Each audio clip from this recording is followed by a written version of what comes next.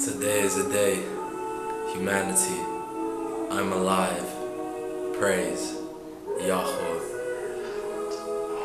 It's golden. It's golden. It's golden. You know, God is not male nor female, for God understands both and knows how to create through both. God is creation, right? So, obviously, we can retrace that in many representations of life. How do you create? How do you birth life? You bring together male and female, and even nowadays there are more ways because ultimately creation has no limits. Like the God does not see the boundaries of male and female. The God just hustles through all, and it's magical to see from our side that means there's no diversity. That means that between woman and man there are roles that are played that one cannot fulfill with the other either, and it's just a beautiful combination, and you cannot really embrace the true unity of oneness in God if you do not embrace all gender, sex, whatever you want to call it, if you do not embrace all difference in general, because there's dimensions to this discrimination that they're trying to instill in us, right?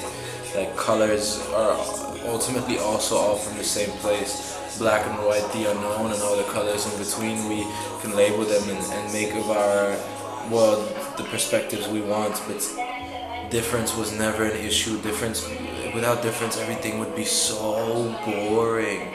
Like, we want to be different and then embrace coming together, because we all have deficits that we do not feel to be deficits, but the deficits all get filled up by the other different beings in this universe. Right? Like, the farmer is a deficit you do not feel throughout the day, but without the farmer, you're cooked. You know what I'm saying? It's like all these scenarios that allow you to embrace water coming through, or the trash being removed, or music being played, or someone telling you about the news or the weather. Like, there are so many moments and instigations where we use something in our lives that comes from someone different. It's not an issue. It's never been an issue. It's never been an issue to be different. I'm very different. That's so good. That's so good, because that means I'm filling up a deficit. And I don't feel like a deficit. And I also don't feel like other people are thinking or saying we have a deficit. No. Like, we just want to live happily. That's it. Like, I'm also not here to embrace something in you that you should change. No. Like, I want the best for all of us. But the best for you is not something I would know.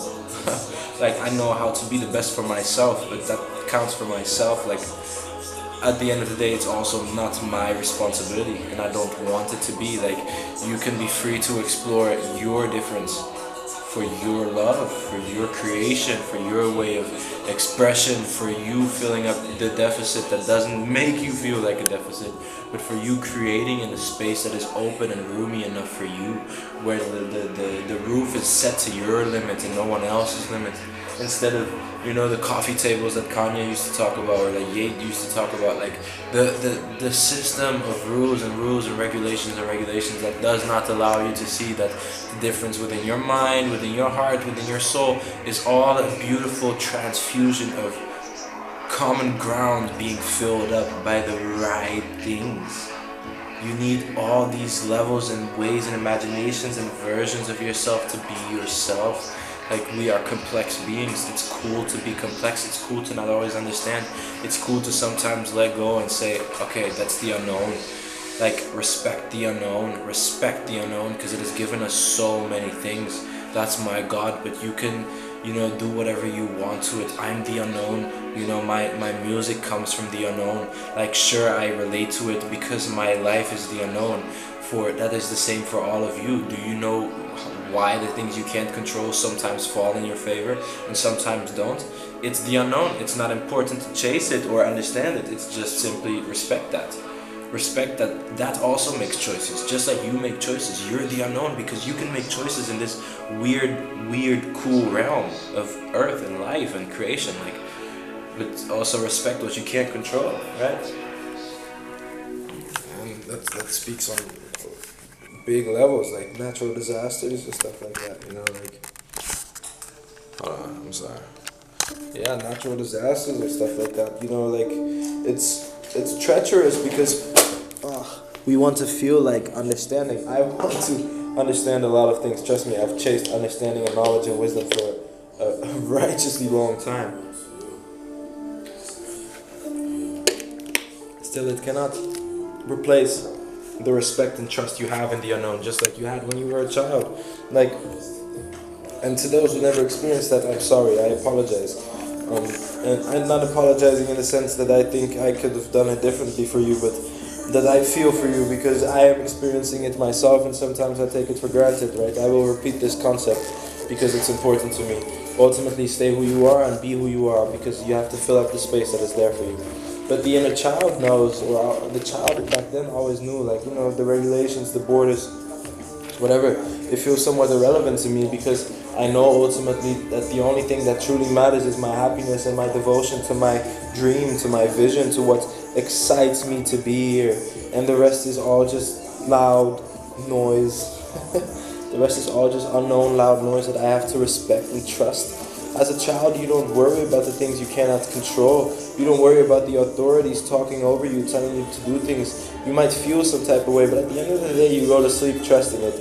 Knowing that, you know, maybe there's a new day where you can embrace speaking up and where you can embrace talking about your dream or chasing your dream. When did the moment come that we said, oh, now we stop talking about the dreams we've always had. Now we stop chasing the dreams we've always had. Now the dreams are not plausible, real anymore. Now the dreams are, what is the word for it? Unattainable, unreal, fantasy. Now the dream has become a fantasy. What do you mean a fantasy? A fantasy is real as well. You can watch the movie of a fantasy. It's real as well. You can make that a creation. Why don't you just make it a movie then? Why don't you make the vast dream that you can never attain a movie then? Why don't you make it why don't you make it a fantasy then? Create it as a fantasy. Like, there are no limits to what we can do. Why would we sit here and act like I don't know what we want to act like. But why would we sit here and act like we're limited? Who told us we're limited? Like, look who's the president. Do you think with his skills he got there thinking he's limited? No, bro. Like, they're there because they did not see the limits. And they did it with skill sets that honestly, they filled up the gap, their gap. You know, everyone has their level and their degree. No one's better or worse. I'm just saying, like, if they can do it, you can do it, bro. You can do it. Like, yeah, money and yeah, opportunities and finances, but bro, it all starts somewhere. Like, sure, they were born into some things, okay? Then find someone that wasn't born into it. There are enough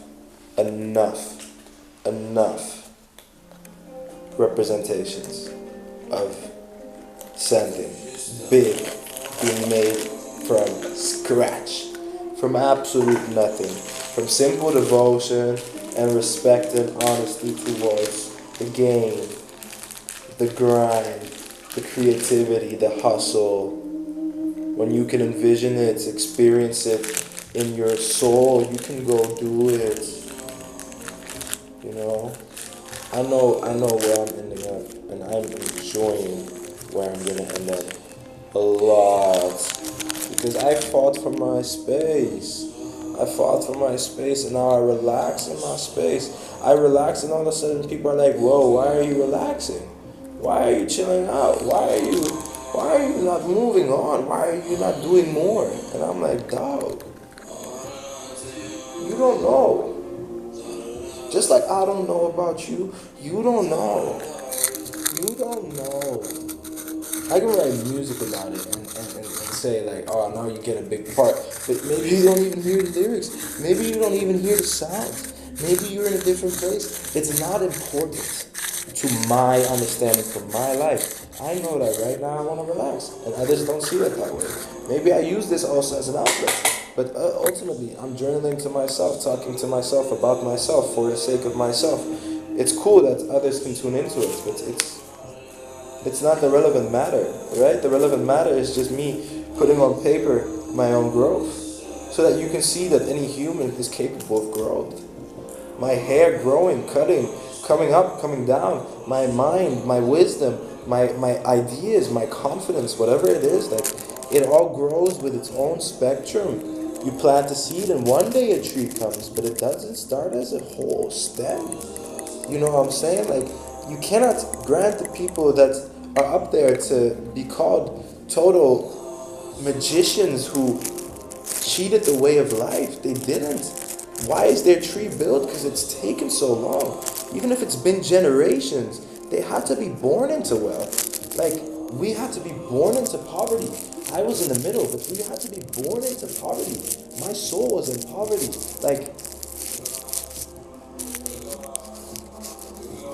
you want something to be created, you have to accept where you are. You just have to accept where you are instead of blaming yourself for it, or stating negativity over it, or throwing whatever, luggage on it that you want to, like, project upon yourself from your own past.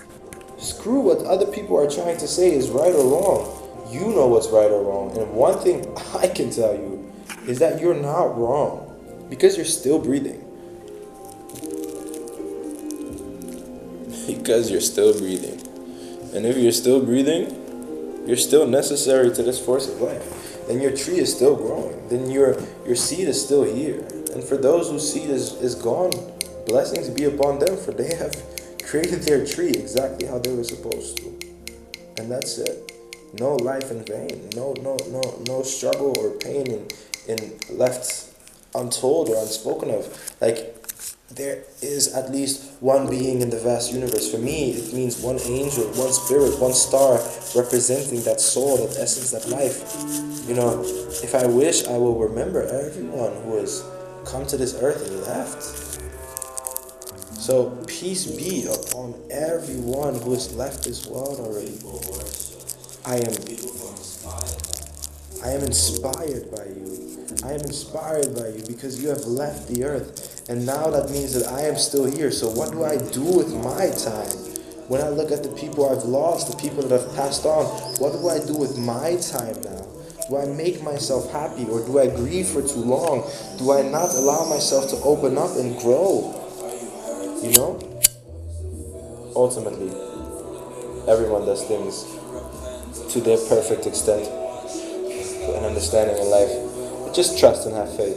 And whatever you don't know, trust and have faith in the unknown. That's it.